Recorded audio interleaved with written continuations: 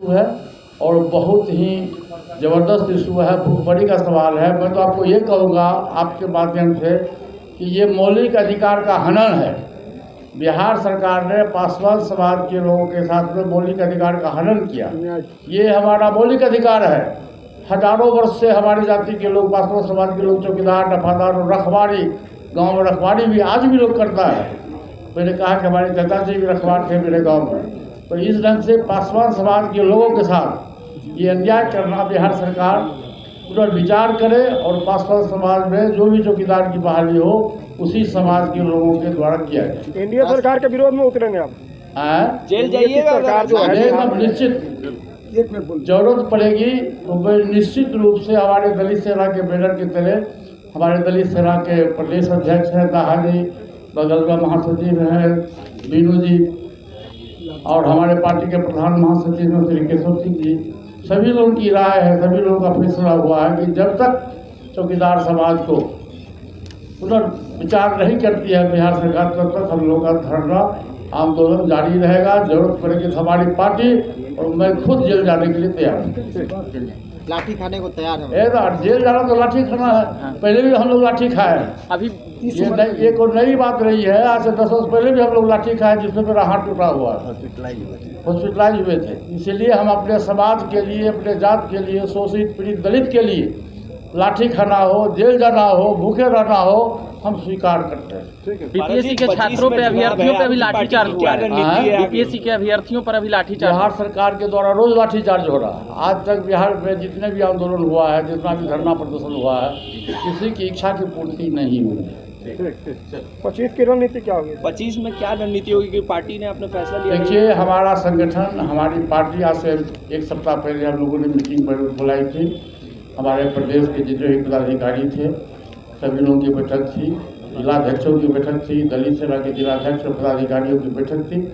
उसमें ये तय हुआ कि 243 सीट पर हम अपने पार्टी के संगठन को मजबूत करें और समय जब आएगा हम अपनी पार्टी के संगठन को मजबूत करेंगे और भविष्य में जब 2025 में जब चुनाव की बारी आएगी उस समय यदि सम्मानजनक समझौता हुआ तो हम समझौता करेंगे, नहीं तो हम 243 सीट पर अपनी तैयारी हमारी कायम रहेगी। बार बार पूछा जा रहा है कि आप एनडीए के हिस्सा हैं या नहीं है, बार बार आप एनडीए में होने की सवाल खड़ा किया जा रहा है। मुझसे पूछिएगा तो मैं अभी तक एनडीए में हूँ। जब तक विधिवत हमारी पार्टी का घोषणा नहीं होता है उधर से कोई तब तक मैं हूँ। लेकिन हमारे इसी महीने के अंत में हम कार्य समिति की बैठक बुलाएंगे और हमारे national parliament, central parliamentary board के अध्यक्ष हैं आदरणीय श्री सूरजभान सिंह जी, उनके नेतृत्व में बैठक बुलाया जाएगा। कार्य समिति की बैठक मेरे नेतृत्व में होगा और सूरजभान सिंह जी के नेतृत्व में पार्लियामेंट्री बोर्ड की बैठक होगी और उसमें हम लोग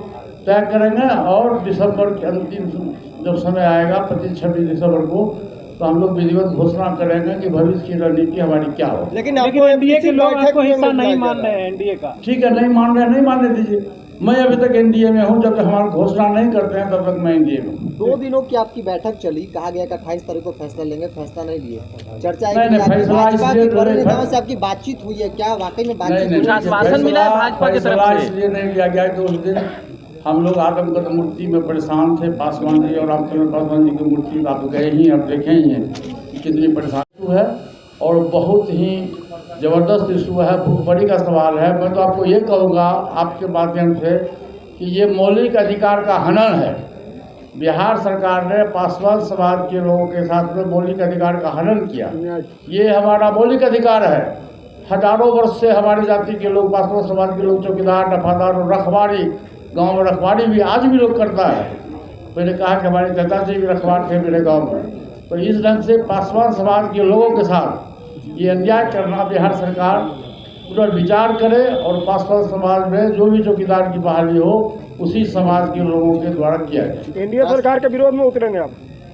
जेल जाइएगा सरकार जो है अब निश्चित जरूरत पड़ेगी तो निश्चित रूप से हमारे दलित सेना के बैनर की तरह हमारे दलित सेना के प्रदेश अध्यक्ष हैं दाहाजी, बगल में महासचिव हैं बीनू जी और हमारे पार्टी के प्रधान महासचिव हैं श्री केशव सिंह जी, सभी लोगों की राय है, सभी लोगों का फैसला हुआ है कि जब तक चौकीदार समाज को विचार नहीं करती है बिहार सरकार, तब तक हम लोग का धरना आंदोलन जारी रहेगा। जरूरत पड़ेगी तो हमारी पार्टी और मैं खुद जेल जाने के लिए तैयार हूँ।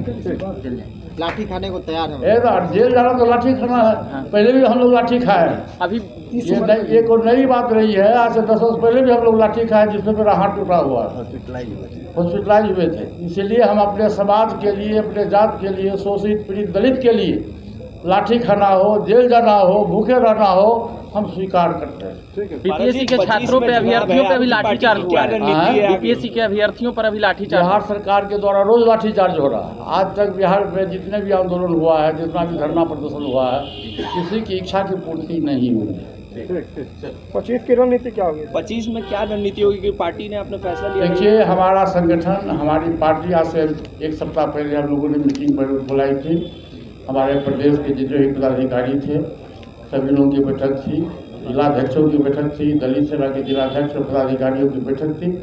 उसमें ये तय हुआ कि 243 सीट पर हम अपने पार्टी के संगठन को मजबूत करें और समय जब आएगा हम अपनी पार्टी के संगठन को मजबूत करेंगे और भविष्य में जब 2025 में जब चुनाव की बारी आएगी उस समय यदि सम्मानजनक समझौता हुआ तो हम समझौता करेंगे, नहीं तो हम 243 सीट पर अपनी तैयारी हमारी कायम रहेगी। बार बार पूछा जा रहा है कि आप एनडीए के हिस्सा हैं या नहीं है, बार बार आप एनडीए में होने की सवाल खड़ा किया जा रहा है। मैं मुझसे पूछिएगा तो मैं अभी तक एनडीए में हूँ, जब तक विधिवत हमारी पार्टी का घोषणा नहीं होता है उधर से कोई तब तक मैं हूँ। लेकिन हमारे इसी महीने के अंत में हम कार्य समिति की बैठक बुलाएंगे और हमारे national parliament central parliamentary board के अध्यक्ष हैं आदरणीय श्री सूरजभान सिंह जी, उनके नेतृत्व में बैठक बुलाया जाएगा। कार्य समिति की बैठक मेरे नेतृत्व में होगा और सूरजभान सिंह जी के नेतृत्व में पार्लियामेंट्री बोर्ड की बैठक होगी और उसमें हम लोग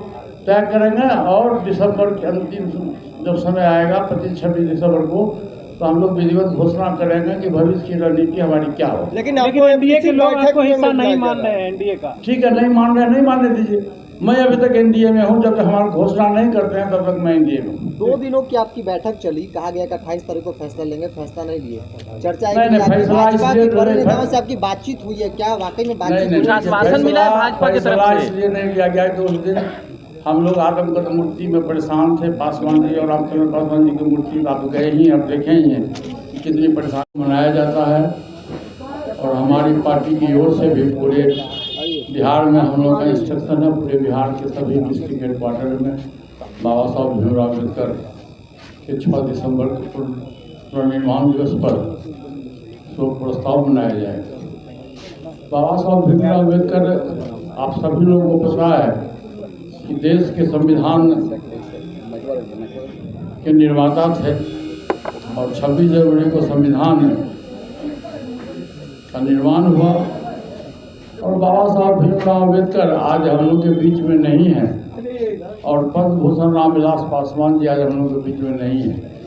लेकिन जब तक कांग्रेस सरकार हुकूमत में रही तो इतने बड़े दलित नेताओं का अपमान हुआ और भारत रत्न की उपाधि से सम्मानित नहीं किया गया कांग्रेस की हुकूमत में। जब 89 में स्वर्गीय पीपी सिंह जी के नेतृत्व में सरकार बनी और उस समय स्वर्गीय पासवान जी पहली बार लेबर वेलफेयर मिनिस्टर बने थे तो उन्होंने बाबा साहब भीमराव अम्बेडकर को भारत रत्न की उपाधि से सम्मानित करवाया प्रधानमंत्री जी से। दूसरा काम पासवान जी ने किया कि 14 अप्रैल को बाबा साहब के जन्मदिन पर छुट्टी घोषित करवाया और तीसरा काम उन्होंने किया कि पार्लियामेंट जो संसद लोकसभा का मंदिर माना जाता है, लोकसभा का मंदिर माना जाता है, वो उस जगह बाबा साहब भीमराव अम्बेडकर की मूर्ति की स्थापना की गई सेंट्रल हॉल में।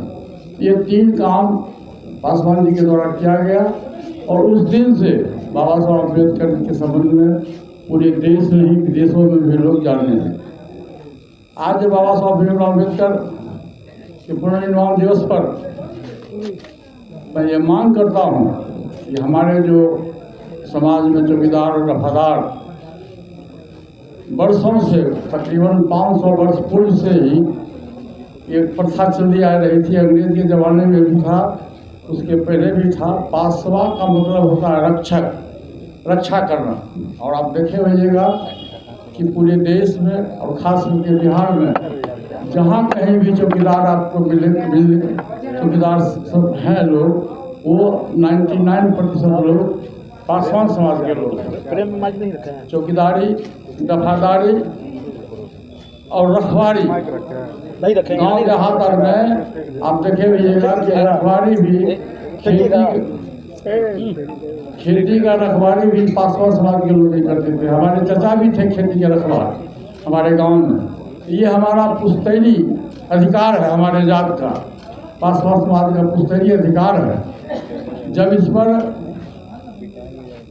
जगन्नाथ मिश्रा जी जब बिहार के मुख्यमंत्री थे, उन्होंने पासवान समाज के चौकीदार को चतुर्थ वर्गीय श्रेणी का दर्जा उन्होंने दिया और उस दिन से ये मामला चलता है। और अब बिहार सरकार की नीयत खराब है और बिहार सरकार ने इसको जनरल अपॉइंटमेंट के लिए उन्होंने घोषणा किया।